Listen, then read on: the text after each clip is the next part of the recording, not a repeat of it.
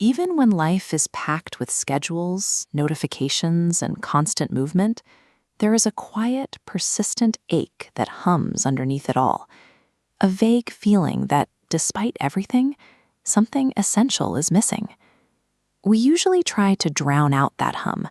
We chase after a promotion, jump into new relationships, or scroll through endless feeds, hoping the next distraction will finally fill the void.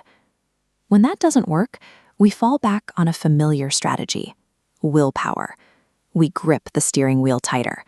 We tell ourselves that if life feels unmanageable, we just need to try harder, be smarter, and force things to fall into place.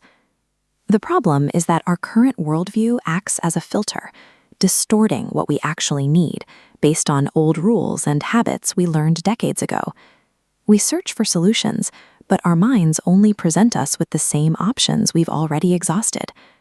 Because our thinking is the very thing keeping us trapped in these loops, we cannot think our way out. Breaking the cycle requires a perspective that exists entirely outside of our own. For centuries, humanity looked upward for that outside force. We built massive cathedrals and established orthodox dogmas to satisfy a deep biological need for a connection to something greater than ourselves. But today, the word God carries heavy baggage for a lot of people. Instead of offering comfort, traditional religious language often triggers feelings of restriction, guilt, or alienation. When we abandon that language entirely, we often leave behind a hollow spiritual void. Without a connection to a larger purpose, it is incredibly easy to slip into cynicism, anxiety, and the exhausting belief that nothing really matters. To find peace, we have to recognize that our need for a spiritual connection is real, but how we fulfill it is entirely up to us. We need to redefine what a higher power actually is, entirely on our own terms.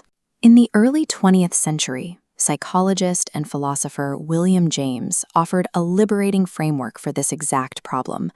He proposed a practical, highly personalized definition of a higher power that anyone could use. James argued that your higher power only needs to meet a few basic criteria. First, it must be something distinct from your own conscious self. Second, it needs to be greater, or at least wiser, than you are right now. Third, it has to be a force that cares about your well-being. And finally, it simply needs to be large enough for you to trust it with your very next step. It doesn't have to be infinite, just big enough to lean on. Under this framework, a higher power can take almost any form. It could be the vast, quiet presence of a forest. It could be the collective wisdom of a support group, a future version of yourself who has already solved your current problems, or simply the underlying rhythm of the universe. It is not a distant figure dictating your behavior from the clouds. It is a highly bespoke, personal tool that you intentionally construct to help guide your life. Discovering this presence doesn't require a miraculous lightning bolt. Like air rushing into a vacuum, a higher power only enters your life when you actively clear the mental and spiritual space for it to exist. A practical way to build this space is to sit down with a piece of paper and write down exactly what a caring spiritual presence would feel like if it were standing right in front of you. You define the details. Could you speak to it honestly? Would it listen without judgment and forgive your mistakes? Does it manifest as a quiet intuition in your gut or a sudden, deep sense of peace? Once you define it, you face a crucial decision. You have to decide if you believe the universe is hostile or if it is friendly. Choosing to believe it is friendly allows you to trust this new presence. This shift in belief changes how you approach every challenge. Instead of your ego exhausting itself trying to micromanage every uncertain outcome, you begin to align your own actions with the guidance of this wiser, caring force. You don't have to understand the exact mechanics of how it works. You only need to surrender the need for absolute control and give this higher power permission to help you. Relying on a higher power is not a magic spell. It won't pick your lottery numbers, cure every illness, or suspend the laws of physics to make your life perfectly smooth. This connection works by reshaping your internal reactions.